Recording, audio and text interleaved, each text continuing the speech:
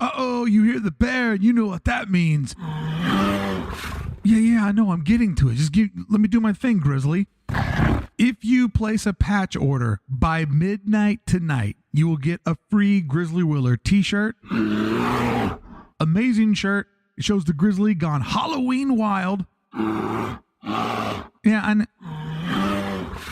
it's not your Halloween outfit. You said you're going as a cat. Don't be a liar.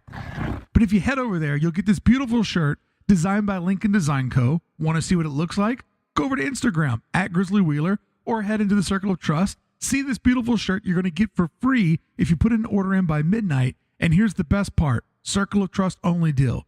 Get 100 patches starting at just $2.25 per patch. All right? That's up to 6 square inches, 5 colors. You design it. It's cut the way that you want. But that's 100 patches for $2.25 per patch. These things sell for $8, $10. You can do the math. You can find the profitability. Stop counting. But you don't have to count on your claws to know that this is a great deal. But here's the thing. By midnight tonight, a special Circle of Trust only deal that I brokered with the Grizzly myself. Thank you.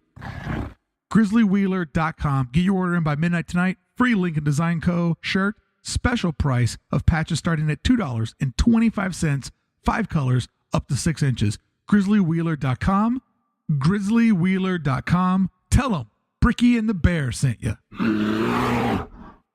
If you're sitting at home right now listening to this year's Creep Down going, hey, I'm a creep.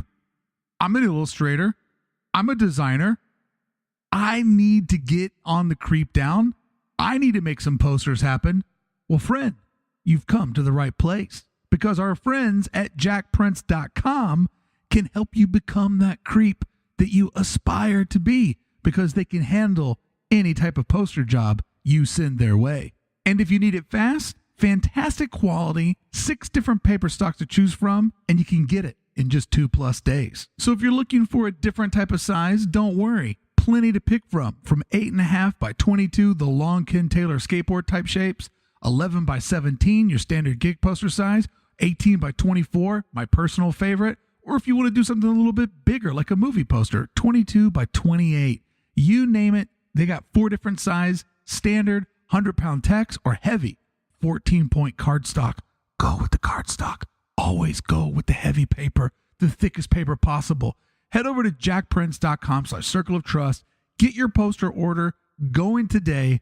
And I got good news for you. If you're a new timer, somebody who's just getting started, just trying to find your creepy little voice, you can start out in very, very small runs, and then you can work your way up to the big guns. Head over to jackprince.com/circle of trust. Get your poster order started today, and I'll see you next year on the Creep Down. And speaking of, what do you say we get started with this year's 2018, the top 13 creepy posters picked by Ghoulish Gary Pullin and special guest Jason Edmiston sometimes.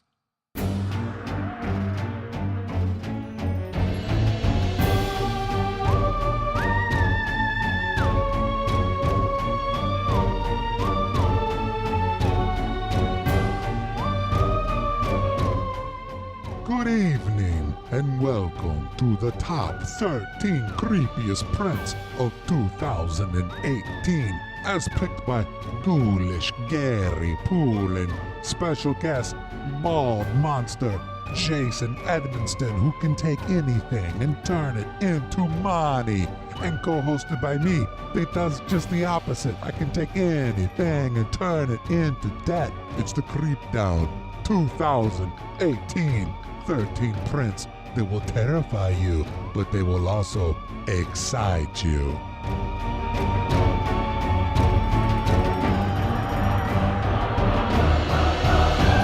Friendly reminder, just tomorrow left of Creep Week. And it's so hard to say goodbye to creepy yesterdays. This year we've stacked it high. 8 episodes of creepiness for each and every single one of you. If you're a Circle of Trust member, though, go back into the archives. Dig around. This is the 5th year we've been doing this. grand totaled off the top of my head, probably 28 different episodes, all focused around Halloween, all things creepy, all from people that, they have a little bit of a different interest, like Coop.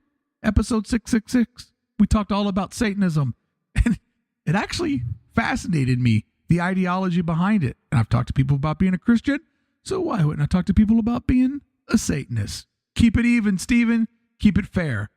Real quick, this may seem like a weird thing to put in today's episode, but my heart does go out to the great people of Pittsburgh, Pennsylvania. It goes out to the folks of Squirrel Hill and the folks that were just trying to spend Saturday morning in their place of worship, doing what they do at their synagogue. And to me, it's a real shame. And I know it is to you. I know that people that can't understand what a disaster this is don't listen to this show, because I ran them off. And it is truly, truly sad times. Last week was a very, very dark week in U.S. history. And just for one moment, unfortunately, the fine folks of Pittsburgh weren't able to escape the hate.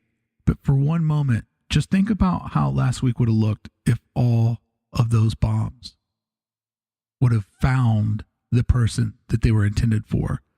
Think about what that looks like. That is way darker than 9/11. That is way darker than anything we've ever gone through. And you want to talk about creepy or scared? That's as scary as it gets. I have this platform. It's my responsibility to do these things, to say these things. It makes me sleep better at night because I feel like I did my part. And all I can do is I did an episode last week, the final episode, where we had this bleak dystopian episode a year from now if all things go wrong. But friends, let's make all things go right. Please take time out of your schedule next Tuesday and go and vote. And please, I normally wouldn't tell you what to do with your life, but please try to vote for anyone that you think quiets the hate speech, the rhetoric. Like, we've got to get on the path of being the great country we once were, an ambassador to the world of what democracy, free thinking, and a free society looks like. So please, please find time, go and vote next Tuesday. I beg of you to do it. Your future begs of you to do it. And if you're the people that have kids, your kids beg of you to do it. Let's hit pause real quick before this all gets way out of control. So to the fine folks of Squirrel Hill, this moment of silence is for each and every one of you.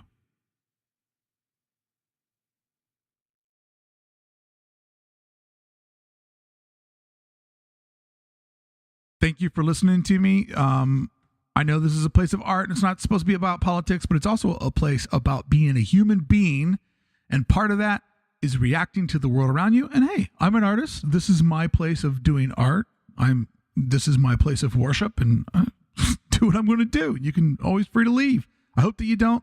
I hope that we see eye to eye, and I hope that we can come together and have some fun today, right? Because it is the second to last episode of Creep Week.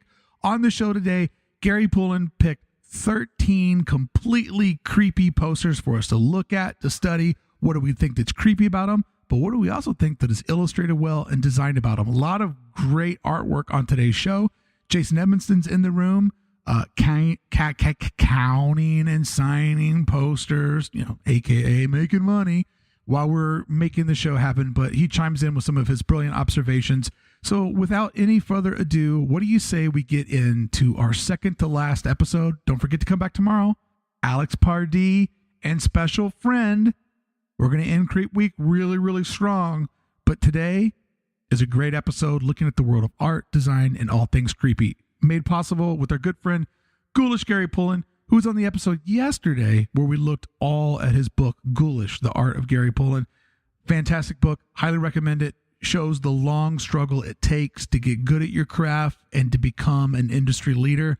And for any of us that felt like it just didn't happen overnight or it didn't come easy, the book really shows the grind and time that Gary put in to get someplace that I feel is super fantastic on being a really great illustrator, a really great graphic designer, a really great master of composition, and more than all of that, somebody who's great at picking out the creeps. Let's get started. It's Creep Week 2018, second to last episode. It's the top 13 creep down with Ghoulish Gary Pullin and sometimes Jason Edmiston.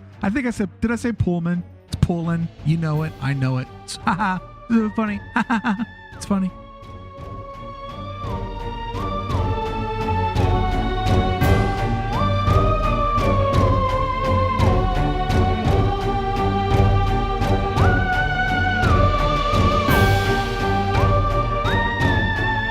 Let's go into our annual tradition where you always do us a solid and you pull your top creepy prints. Yep.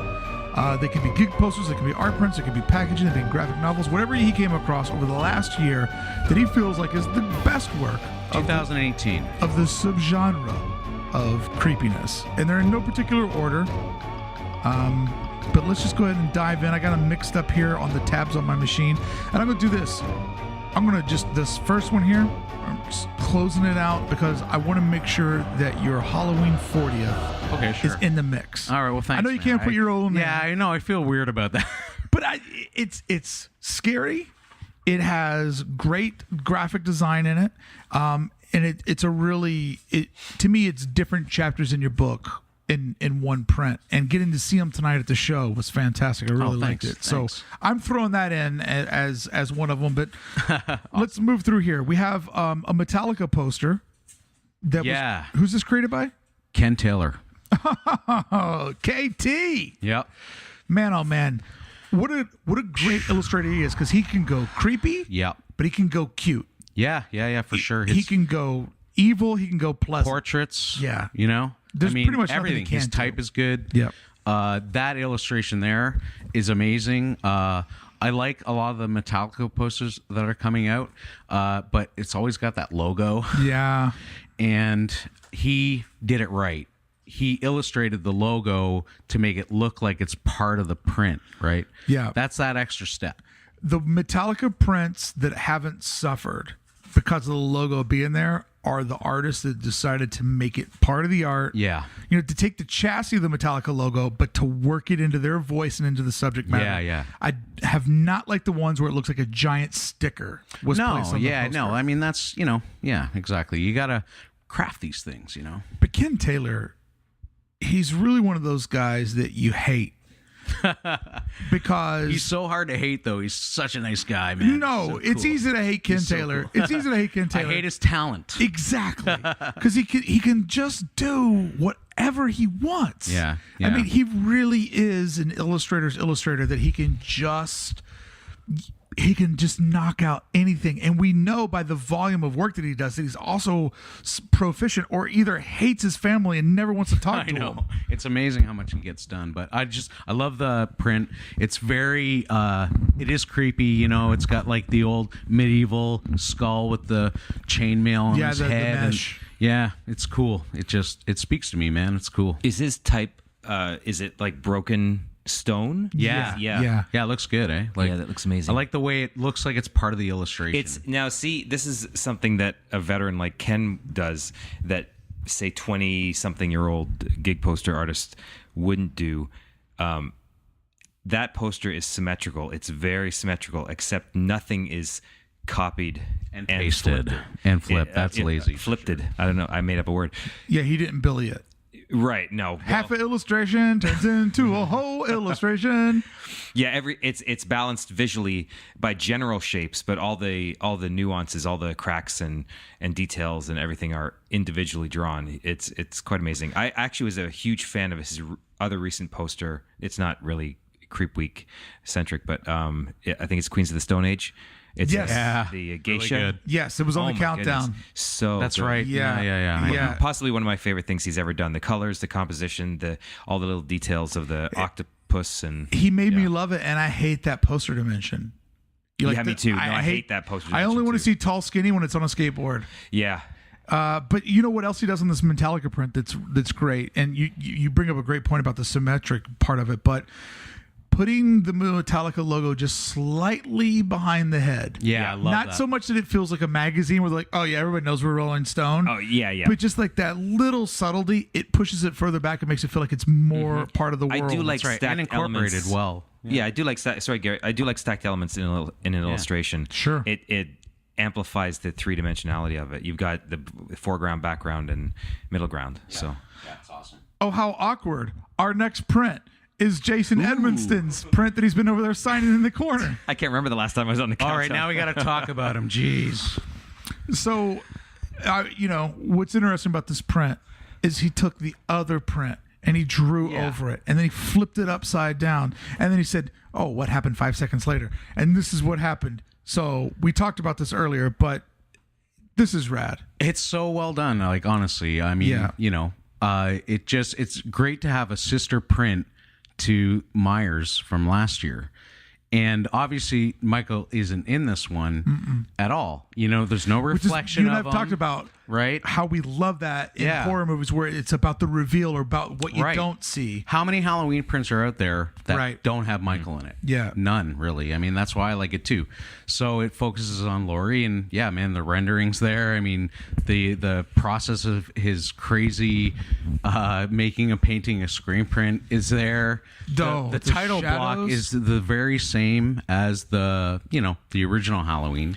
The other I Halloween copied print. and pasted the whole Yeah. because I with my separations, when I build the final separations, there's a stage, working file number 12 and working file number 13. I found the version that has the type laid in as editable type, but it hasn't been flattened into the other similar color layers. So I picked the old Myers file of that version, and I just copied and pasted the whole block of type and laid it in exactly where it was. The only thing I had to change was the 2015 to 2018 Yeah. for the copyright. That's Everything great. else Yeah, is nice. exactly the same. All the Mondo logos in the exact same place. I love how the closet door lines up too. Oh, yeah. Oh man, it's just so good. Thanks. I tell you what I really enjoy about this, though, is that this dark shadow that's coming up from the bottom, and the shadow there in her arm, and that you can see. He didn't overly do it, but you can see the wood grain of the broken shutters. Yeah. You can see the grain going that way. Like the shadows that are in there, the shadows of that blouse that's kind of up above her head,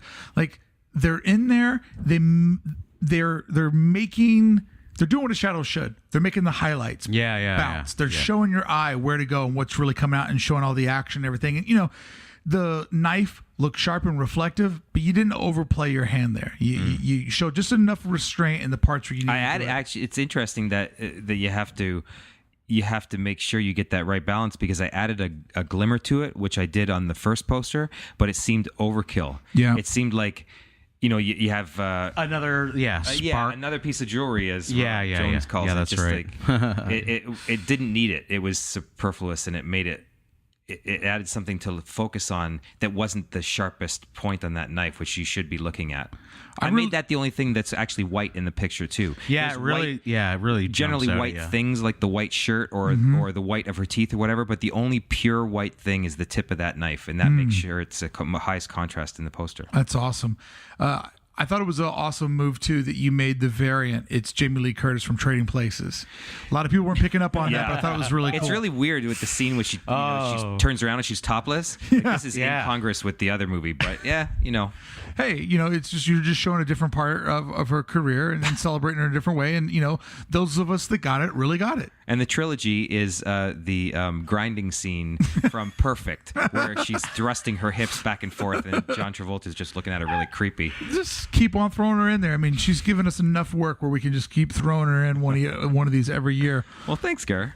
Yeah, man. No, honestly, I I didn't love know that we'd be poster. talking about it in front of you though. But that's cool. This next poster's friggin' amazing. Yep. All right, so this is a Phantom City Creative, right? What are we looking at, Gary? This is their Dracula poster for the Universal Monsters art show back in January of this year.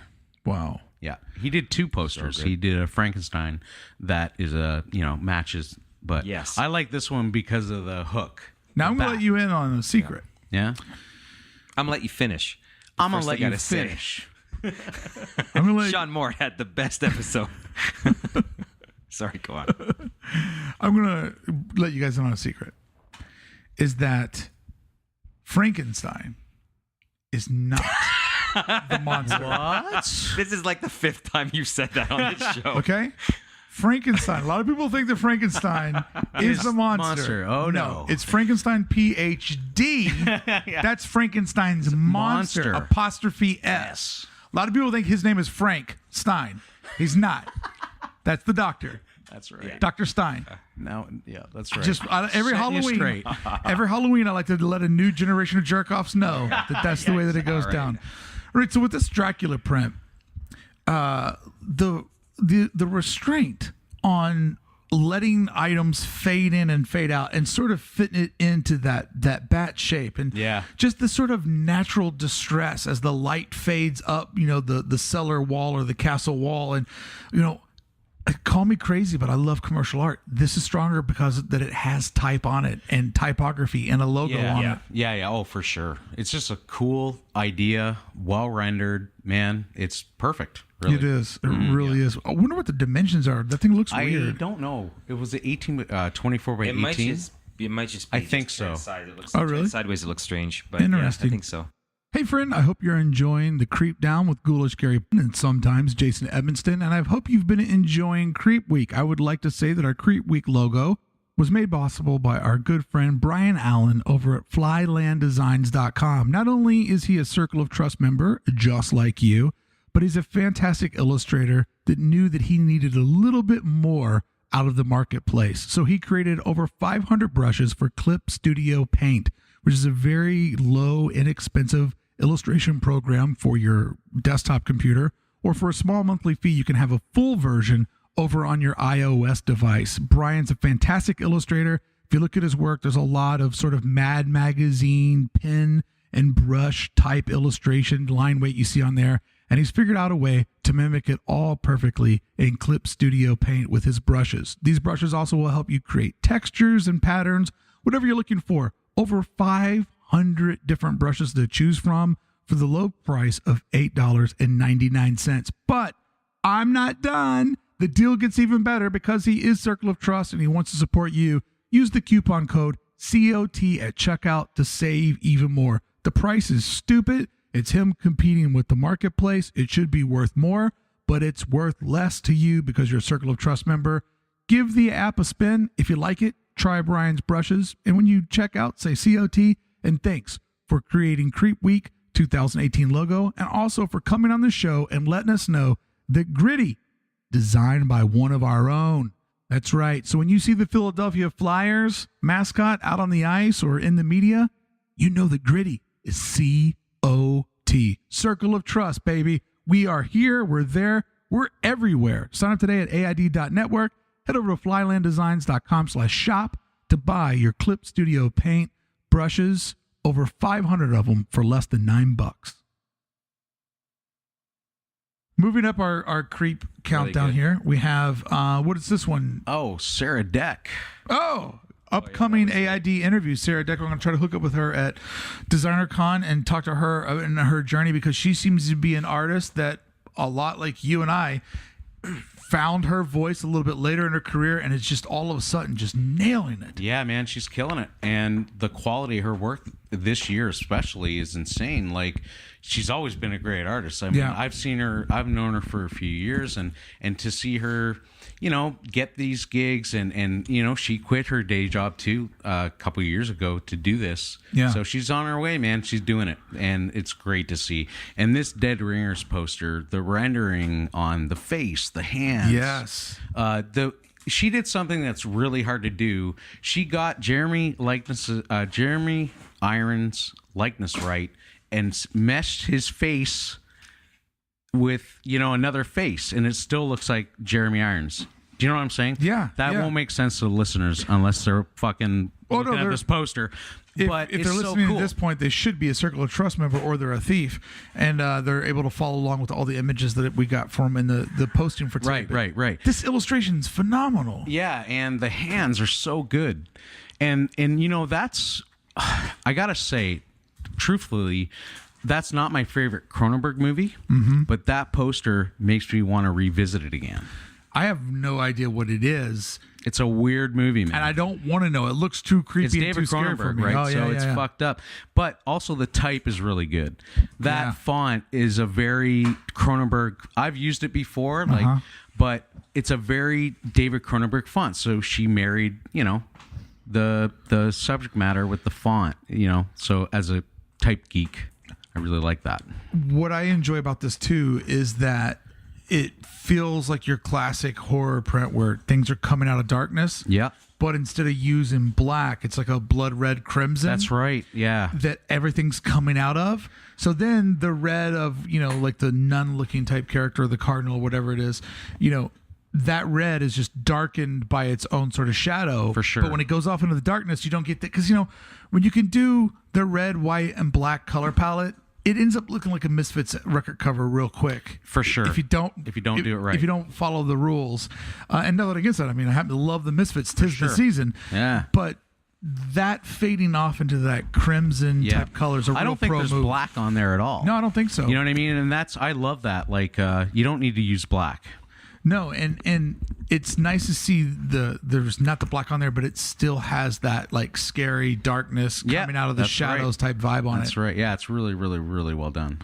I would be interested to know what color she used to do all of the flesh tones and on all that. Yeah. It looks like some warm mixtures of grays and stuff, but yeah, how many colors is this print? I mean, it could be 3 or 4. Who knows when you get into that, probably that flesh. A few transparent grays that are warm grays, so they have that peachy quality to them, stacked on top of each other, and then maybe a red and a deeper red for the shadows. That's right. Yeah, deep I'm red. gonna guess maybe 5 or 6.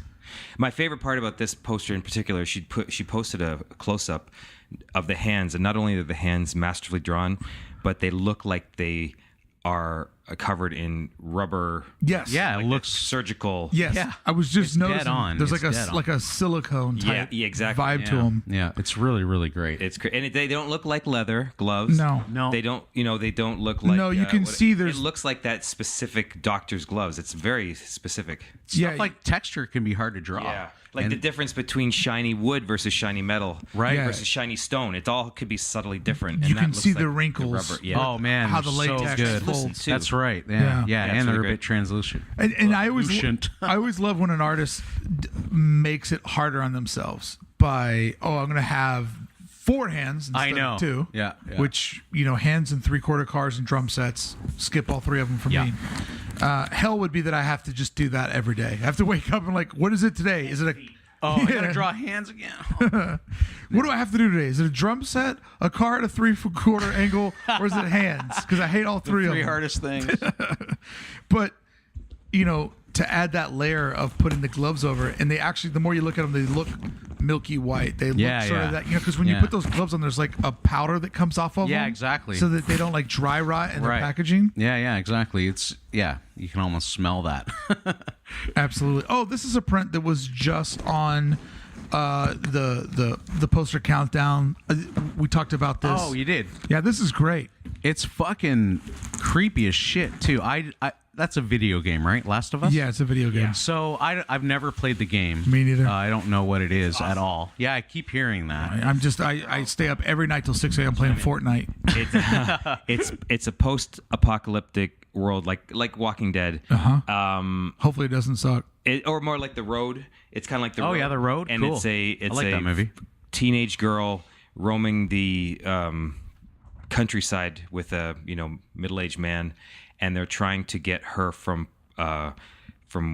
their safe zone to this hospital across the land. Yeah. I think because she's supposed to be tested because they think that she's immune to the zombie thing, and they think she's the cure, so they have to get her across safely. And they keep running into ravagers and guys like Negan types. Yeah. Right. But Sam they have zombies throughout the game. Oh, that's that okay. attack people. And is that the one with all the flowers growing Yeah, out of their it's a face very and much stuff? like Mushrooms or Annihilation, something? where the plants kind of like an organic thing mixes with the humans and makes this hybrid of these fleshy plant-like zombies. Cool. It It's sounds pretty cool. kind of Cronenberg, actually. Yeah, in a weird visually way. it's great, and it's got a lot of emotion. But in it. this is by Samuel Connolly, and he is so good at rendering like these fucking like scenes. Yeah. They're scenes. I don't. It's not an illustration. This is like a movie scene. You know what I mean? Like it is an illustration, but it looks like a that was shot. It's a drawing. The thing that fascinates me about drawing, I'm like super this, dumb right now, by the way. So it's not a what is it, a draw? No, what I love about it is that, okay, when somebody can render this well, yeah, obviously they could have just did the same amount of texture and realistic rendering the whole way through. Like I said this with Mitch and Billy the other day. The highlight on the knees of the jeans, yeah, you know, the way that the denim's faded and the hands on the guitar, like that's where the camera is really focused. Yeah, that's right. Yeah, but when you look at the plant life in the front there, how loose and figurative some of that stuff is like, yeah, I'm always in awe of people that can turn on and turn up and turn off the amount of detail, and that they can go loose in one area, super focused on another, and that they just sort of know that perfect like fall off point. Like, yeah, you can almost blur that a little bit, you know? I mean, this is, in my mind, Photoshop was made to make stuff like this happen. Yeah. And to be able to just do it organically, where you can just paint a lens flare or like a radial blur, it's insane that somebody can just do that. And don't even get me started on how perfectly that intense like campfire light just tapers off to the darkness of night. Fucking good, man. Like it looks like reality. You know what I mean? Yeah. It looks like it's for real. And the wolf is amazing. Like fuck, it's just really, really well done. He just was all of his stuff looks like this too. You know what I mean? Like it's just so well realized. Yeah, it's really cool. It's really, really great. And you know, once again, it's creepy and dark, and we're not looking at blood splats. We're not looking at a it's not monster. gory or like whatever, just a big fucking scary face. It's actually scarier because it's more relatable of being alone in the woods in darkness. And, like outside of your little campfire, you have no idea what's happening. Just 3 feet away from you. That's really cool. Is where there's a trouble story lurks. happening here, and I want to know more about it. So it's cool. You're right. It's good art because it asks more questions than it answers. Yeah. All right, moving up the Creep Week countdown. We have it's that 9 Inch Nails poster there. Okay. All right. You know what? I don't know who did it. I'm sorry. I didn't get the name. Carl Fitzgerald. Sorry. Okay. So that just is a fucking awesome illustration. Yeah, it is. And man, it's just so so soft and but it's got like really hard impact. Like I don't know. I love so the typography, the way that he chose to line up 9 Inch Nails. I've seen that band's name on 1,000 pieces of packaging, and I've never seen it typed out that way before. Yeah, that's interesting. Yeah, I love that poster. That's good. Great. Yeah, I reached out to him and I complimented him. Oh, did you really? I was saying I reached out to him and I complimented him on Facebook on the post, and I guess we're I just thought somebody had posted him like, yeah, this is amazing, and he wrote back, and you could tell by his response that I think he's just got the feeling he's a younger artist, maybe newer artist, and he was like, "Wow, really? That's great." It's dope. Really great. I'm glad you think my work's savage. Savage. I just think that he's a younger artist. I'm getting the vibe. I haven't seen his stuff around, but he seems like he's got the a bright chops. future anyway. Yeah, it's really greatly designed. Yeah, I mean, once again, we were just talking about with Sam Wolf the ability to render loose, but to put structure to it. And this thing just looks like a fantastic painting, where it's it does. It's just cloudy and gloomy and moody enough to where you see these, 3 wolves coming out of the, I don't know, are they coming out of rocks or clouds? I know, it's tough to tell. And a mix of stylization where it looks like they're struck with arrows, but they're just straight lines. The graphic design in there. Yeah. Great. And fuck it, I'm going to put a logo right on top of that illustration. Yeah. And it fits so well. I wonder, is that a logo that 9 Inch Nails is going with? I have no idea, or if that's something he came up with, so it works. Let's assume that all the typography is originally and it's his. If that is the case, with doing those straight lines as arrows, he kind of worked in this cool vibe of almost like Pinterest tattoos that people get where it's just the straight lines and the minimal stuff. Yeah. But he made a gig poster look like a bizarre like modern tarot card, or like that's a good way to put it. Yeah. It has a level of occult, like modern occult to it, where he took a band that's not scary anymore, because now Trent Reznor looks like an accountant and not like a goth punk. Right. But made it look scary, and I really like the old nod to like your science book, those corner brackets in the bottom left and bottom right with the text in it. Yeah, it's like just totally unnecessary but cool as fuck. Yeah, it just matches. It just all works so well together, So great marriage of design and illustration. And the little bullshit moon that's just dead center at the top. It's just like a knockout. Yeah. Or, I mean, obviously that stuff's probably all overprint, actually. But you said something interesting. It does look cultish. Yeah. You know what I mean? Like, I don't know.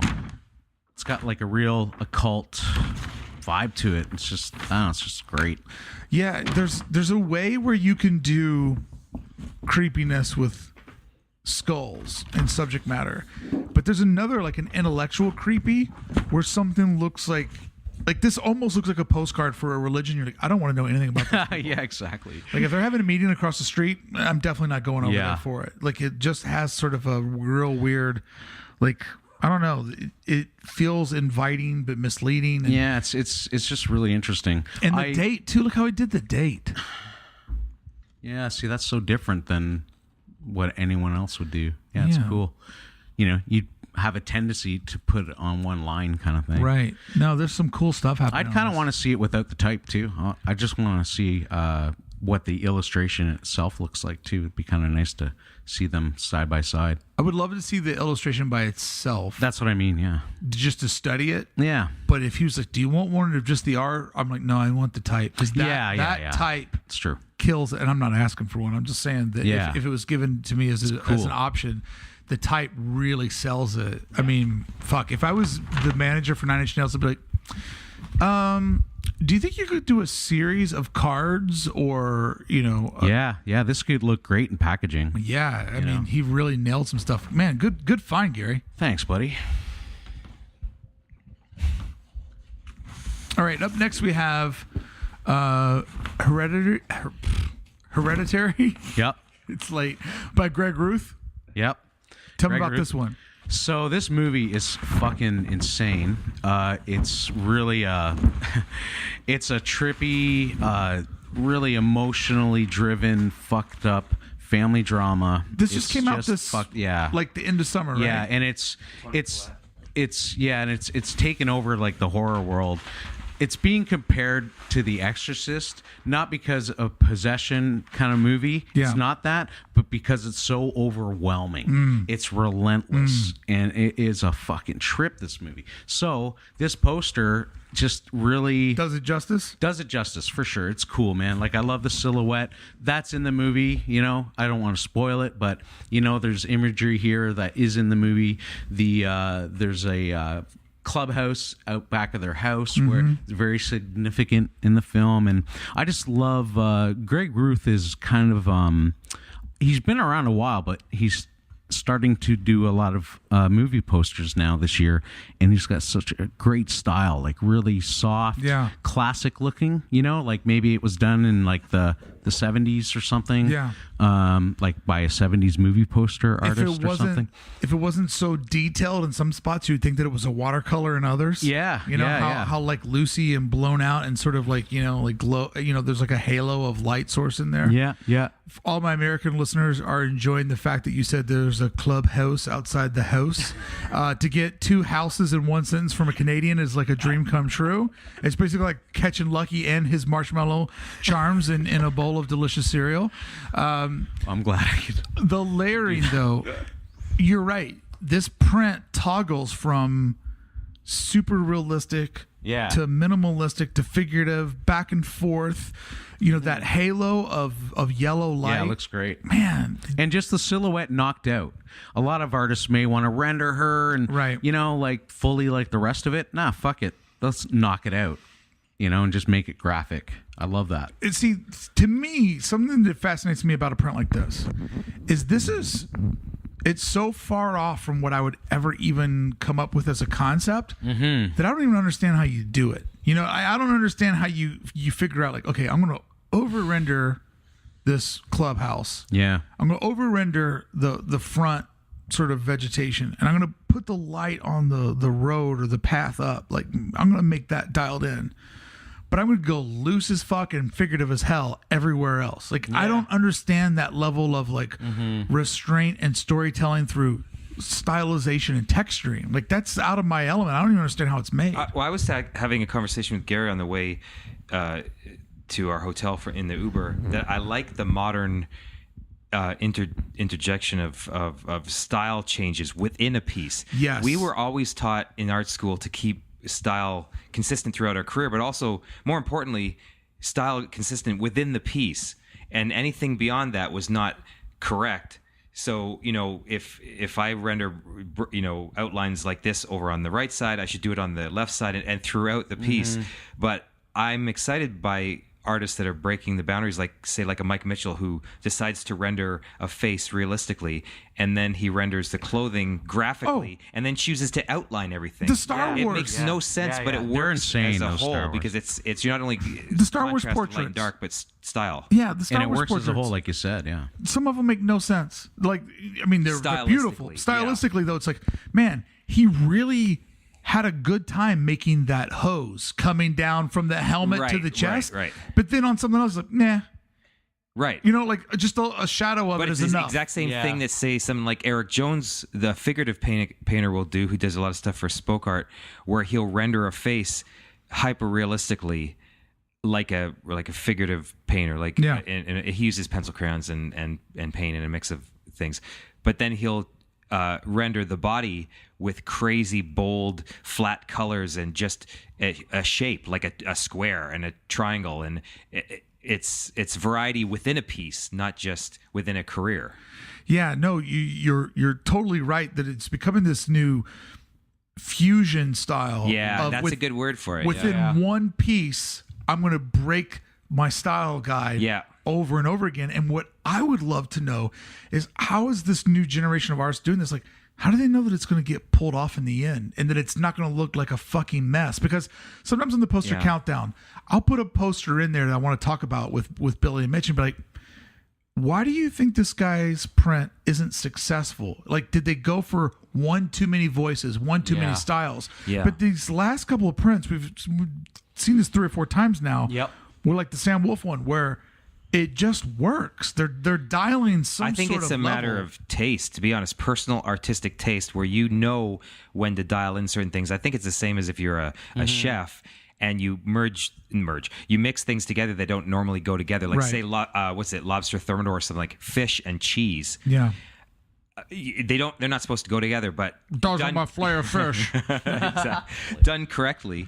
I just realized that does have cheese, doesn't it? But done correctly, you can mix things together that wouldn't normally go together. Yeah. And create something new. Do you think this is something that you would ever be interested in doing, or do you like your style guide or rules that you exist funny in? Because when I learned how to paint and draw, it was just beaten into me so much. I don't know if I could break that. Yeah. I'd like to do it. Yeah. I don't know if I have it in me, because I would probably resort to keeping everything look consistent. I have tried some variations of styles. Say I do an ink drawing or something, or I do these little remarks or whatever. Yeah. I try something different within that piece, but I keep the consistency throughout. I would like to try it, but I don't know if I have the balls to go through with it and not correct it. It's pretty crazy because it seems like something that would be easy to do in Photoshop. Yeah. Where you can take a piece out, move it around, but for an illustration, you know what I mean? For something that's, set up for printing, like, I feel like you wouldn't know if Greg Ruth's piece was successful until you got it all done. I want to hear you say the combination of those syllables again. Greg Ruth's piece. And especially at midnight. It's like Ruth's Chris Steakhouse. Oh, fuck Ruth's Chris Steakhouse. Like, what a dumb name. Like, just a dumb name for something. Hey, where are you going? Why are you walking away there, fellow creepy friend? We're not even done with our creep down. There's 13 of these bad boys that we're going to look at, dissect, pull completely apart with our good friend Ghoulish Gary Pullin, and sometimes our friend Jason Moneybags Edmiston, right? Come on, where are you going? Why wouldn't you want to stay around for the entire episode? But then again, why wouldn't you want all of the hard work that goes into this to be paid for, to be supported, to make sure that content just like what you're enjoying today will be here tomorrow and the next day and the next day? This is episode 850 of Adventures in Design, and all of it's possible by the folks from the Circle of Trust. I don't bore you with a bunch of ads. When I do have an ad, let's look at the ads today. Here's how you can get a discount on patches and win a free t-shirt. Here's your best friend to go to get posters started in your career. Oh, and here's how to get brushes to illustrate your posters. Like, all of the ads just improve your life. It's just me getting you a sweet hookup. What do I ask in return? A small monthly fee to become a member of the Circle of Trust. Join our Slack group where you can hang out with other members and find out tips and strategies and make new buds.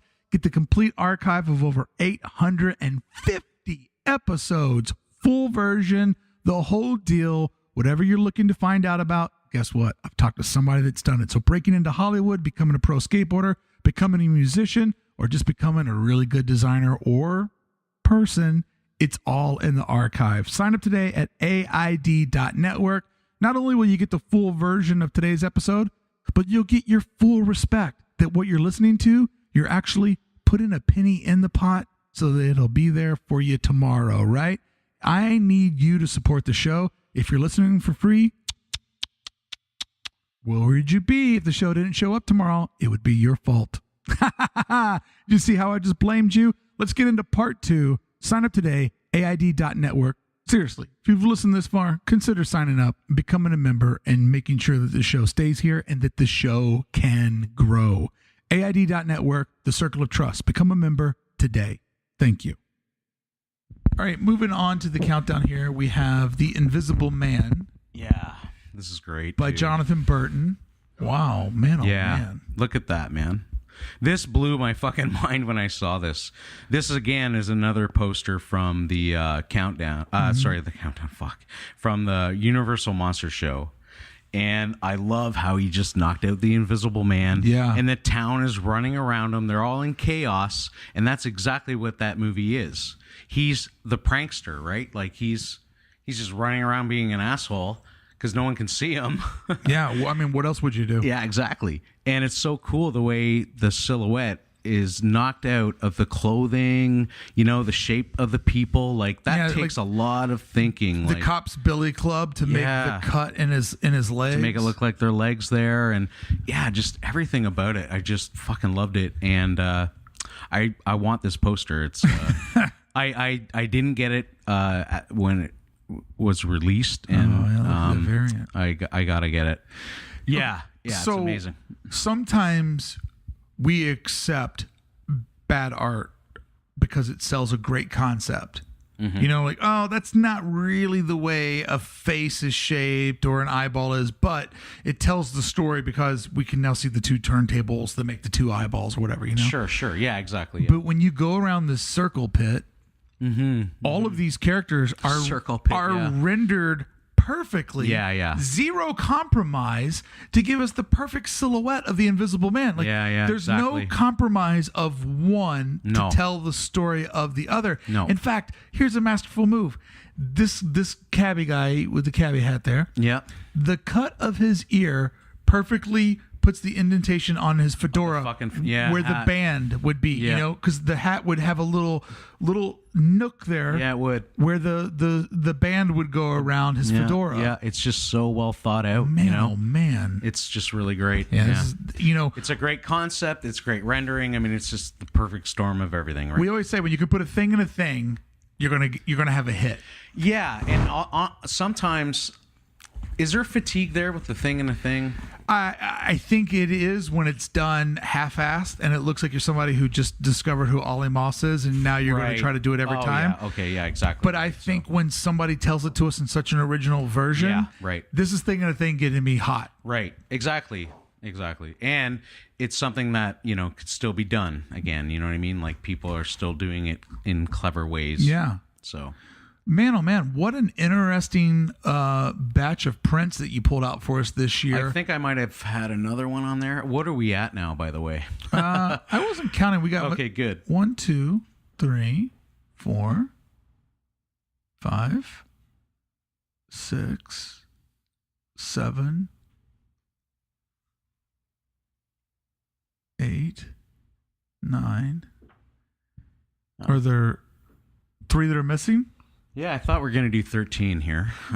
Did you put those in the browser? Maybe I didn't because... All right, well, give them to me. Running on no sleep. I'll do a quick Google image search myself. Yeah, sure. So another one would be the Matt Ryan Tobin's Venom print. Did you see that one? I have not seen that one. It's one of his new ones. It's for the movie Venom, which isn't a horror movie at all, but Venom is a very, monster. Man, oh man, look at that thing. Yeah, it's great, right? Wow, he made something better than the movie. I haven't seen the movie, but I haven't either, but it probably is better than the movie. I got low hopes. From what I hear. But yeah, man, it's just so well, the lighting is what really works for me on this one, So the way it's underlit.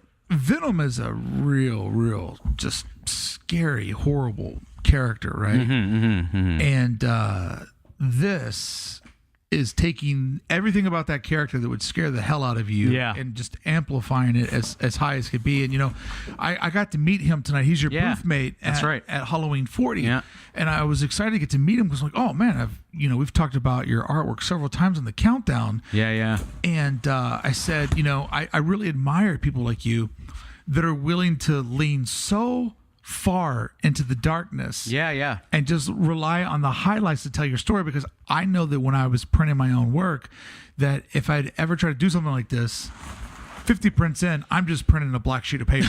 And he's like, I do lose sometimes, but it's kind of part of it. And I think that you don't know where that threshold's going to be, where it's going to fall off. Yeah. But if it's uniform, you're in a good spot. Oh, absolutely. Yeah. And he's just, again, he's exploded this year too. So it's really great to see. Look at you. You found a lot of new, this list is very contemporary of new trends, new voices, new artists. Man, what a student you are. Wow. Come on. Thank you. The saliva on the tongue. I just picked stuff that I thought looked cool, Yeah, but you really found an interesting batch of folks this year. It wasn't the same old. The saliva on the tongue is... Yeah, I know. It's really good. And look how these hands are... The hands look great. How they're glowing. Yeah. I love the lighting. And, like you said, Maddie uses a lot of lighting to tell the story, to make the shapes, and it's working for him, for sure. Man, and working the Venom into the... The variant's great. Yeah, because it shows that it works on white as well. Yeah. Which is bold when you're making a print that's coming out of darkness. Oh, fuck it. I can put this on white and have it bounce out. And that's when you really get to see the masterful typography he did of... It's subtle on the regular because it does say Venom. Yep. You don't really see it right away. No, you don't. But then on the variant, bam. It's there, right? You really do. And you see that it's just the name of the character in the film is just coming out of that tar. Sinewy tar. Yeah, whatever you want to call it. Man, this is great. Good pull. What else you got for us on the countdown? Let's see here. Oh, Tegan White. Now, I don't know if this was a print. I think it was an original. It was an original, but I don't know if she's made prints yet. Okay. And it's the Birds show for the Mondo Birds show, Austin Birds. I didn't write down the name of the piece, right? But it is fucking awesome. See if I can get it. Really, see if I can get it with a loosey goosey Google search. Yeah, there we go. Is it this? It's the Dead Birds. Let me see here. It's that one. This one? No.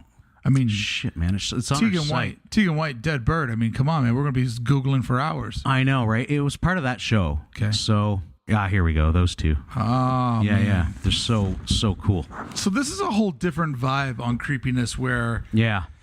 When I was able to interview her last October in her apartment, and, I got a sense that she's incredibly genuine.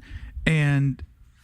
I want to talk about an old soul from a young body. Oh, cool. Her work looks like it, eh? Absolutely. And, she seemed real genuine to me where, a lot of people could be like, oh, I love painting and illustrating, garbage creatures, the rodents and the varmint that get into city life.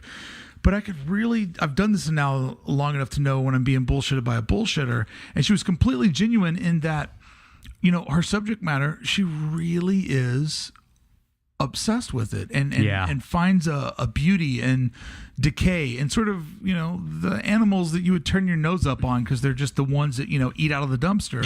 Right. But man, oh man, I had not seen these yet. So I'm glad you brought these to my attention. Oh, good. Yeah. Like that one's great too, but the one with the birds coming out of the corpse. Yeah. I mean, fuck, it's storytelling again, which we like. We talked about that before.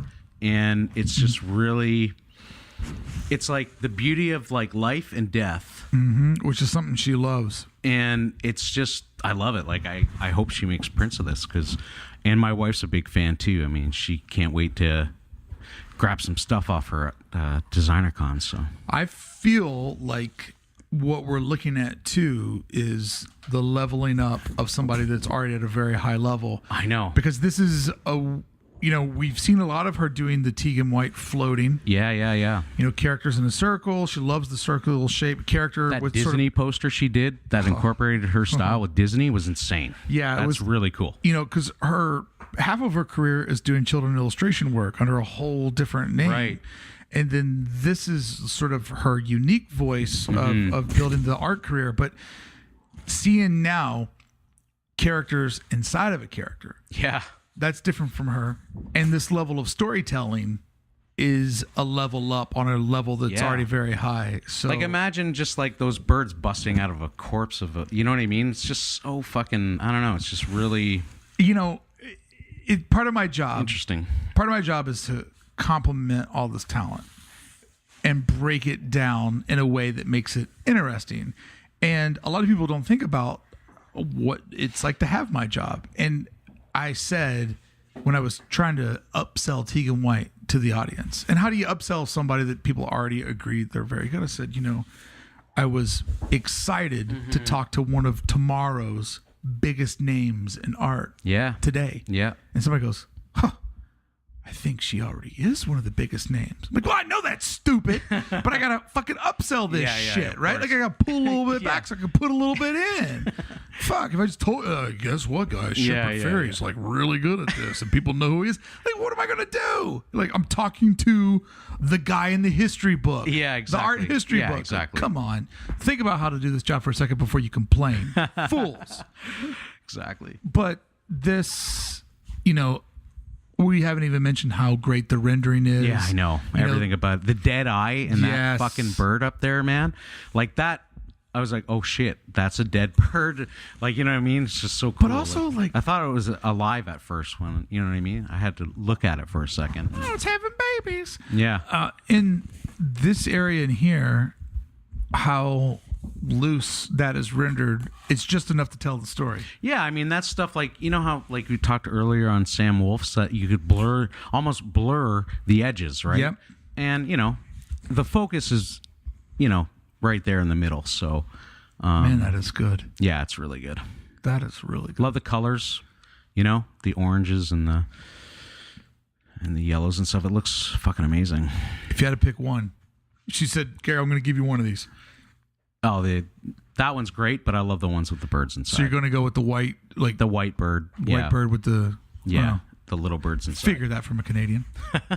Yeah, this is great. The blackbird is almost too depressing to me because it looks like it's a casualty of an environmental like oil spill or something. Yeah. Like fair enough. There's just a part like these bottom tail feathers. Yep. It just looks too, like I can deal with a bird dying of old age and young birds being like, let's just live in this breast cage is way bigger than us and architecturally sound, but like, an Exxon bird, it's too depressing. Right. It's too real. Yeah. It's too real for me. All right. Well, that would mean that we'd have one more left on the countdown.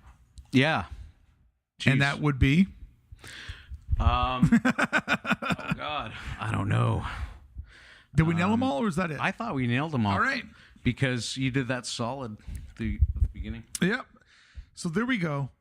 Gary's pile of creepy prints this year. And I have to say, I'm impressed that it wasn't like monsters or disgusting things or, universal properties. I mean, there was a Dracula in there. Yeah, and an Invisible Man. An Invisible Man. What? Like the term Dracula. Dracula. There was a Dracula. There was a Dracula in there. One of my favorite things. A Nosferatu was in there. Yeah. One of my favorite things. Kills Dracula. Yeah. There was Artie Lang's, one of his best things he ever said on the Stern Show was that his grandfather would watch Buffy the Vampire Slayer. Yeah. But like we were talking about over dinner, old people don't know the names of shows. And